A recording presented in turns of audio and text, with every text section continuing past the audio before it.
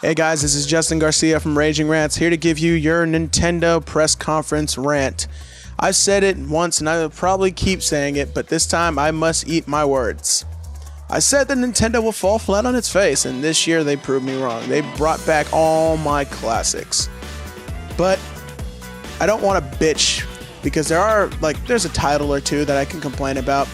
But so far Nintendo did nothing but create positive and awesome games, especially games from my childhood.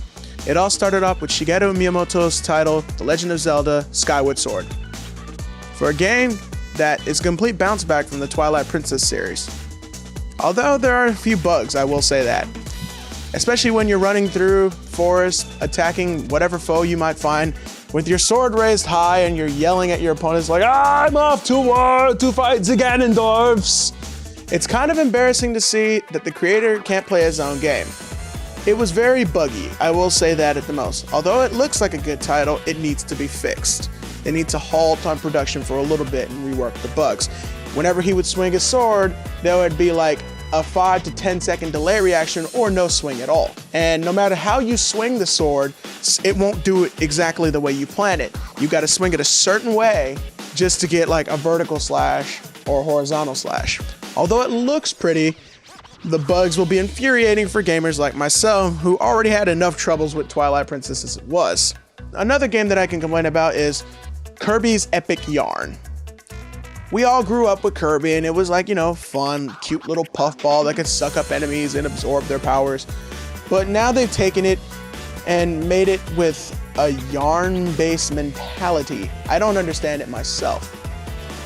Basically everything is yarn. Kirby walks along yarn and a yarn-based environment. And yarn is you and you are yarn. No matter what, there is yarn involved. Maybe I'm just infuriated by the title, or maybe I just think it's dumb, way too played at to kids. Because I love Kirby, and my favorite game is Crystal Shards for the N64. And even that was a little dark at times. But this Kirby's Epic Yarn, I must say, I don't buy it, I don't believe it. Like, not in believing in its existence, I just don't believe that they could sell me this. To me, it looks like a steaming pile of junk. Now they talk about this Wii Party. Wii Party, nothing but a Mario Party knockoff.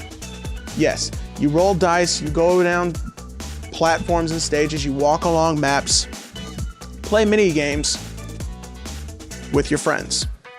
This title has been done for years and years and years, and there's been like almost 9 to 10 Mario Party titles, and yet they're gonna come out with this. They might as well just throw out another Mario Party your way, where you get the same boring action, same repetitive and obsessive mini games, and new quests and stars and all that other bullshit. That's all that I can say as far as Nintendo that's negative.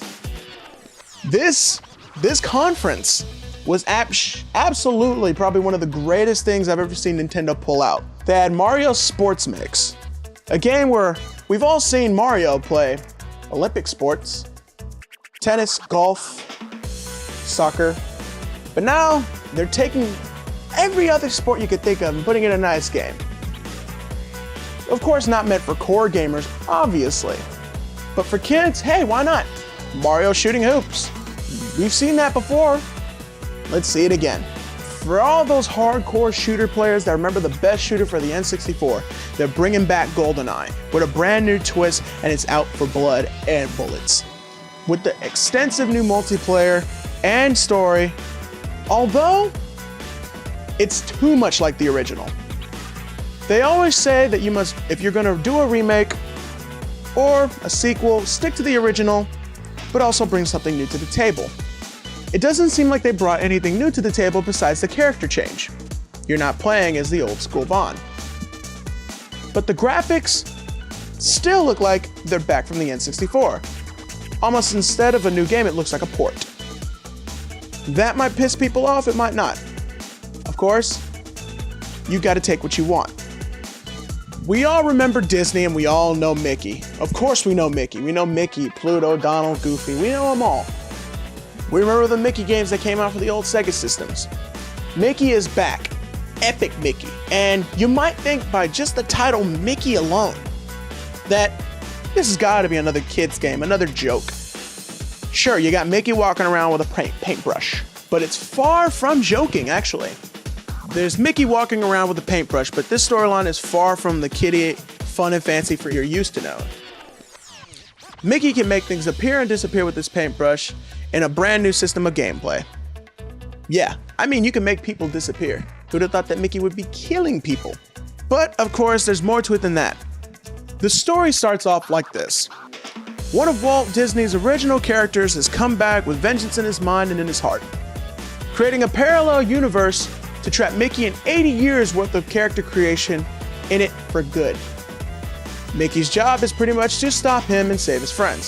Simple, yet appealing to most people. When you think of Super NES titles, what comes to mind? Super Mario World? Sure, but what doesn't ring out more than the original Donkey Kong Country series?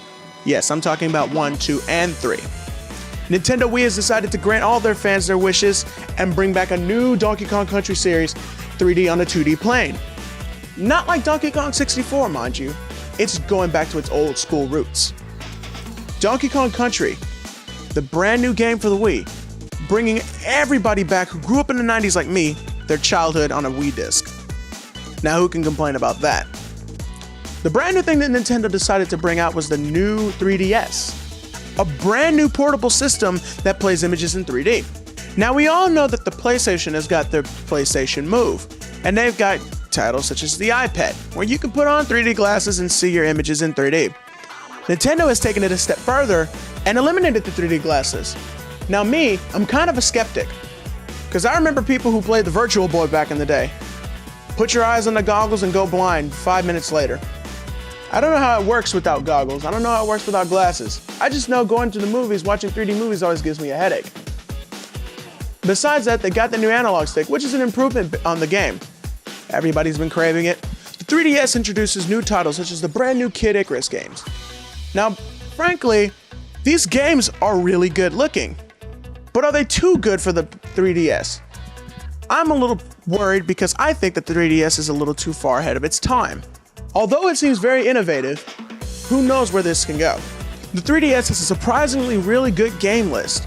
The new Kid Icarus title, Saints Row, a brand new Metal Gear Solid game. I'm surprised that a gaming company of this magnitude could get such awesome titles for a portable system where a lot of these games seem like they would be better for the typical home console. But then again, the constant argument of the Wii Motion Plus's usefulness always comes into play. I'm still worried about the 3DS and how far it'll take Nintendo, or will they sink? To cap it off, Nintendo had a very good press conference with a lot of good games coming out. Now, as far as I'm concerned, this might be Nintendo's year. After we saw the failure of Microsoft, who knows whether it's going to be between Sony and Nintendo and who will come out in first place. I'm Justin Garcia from Raging Nerds, here to give you your coverage of E3 and the Nintendo press conference. For more information, check out RagingNerds.com or Nintendo.com. Later.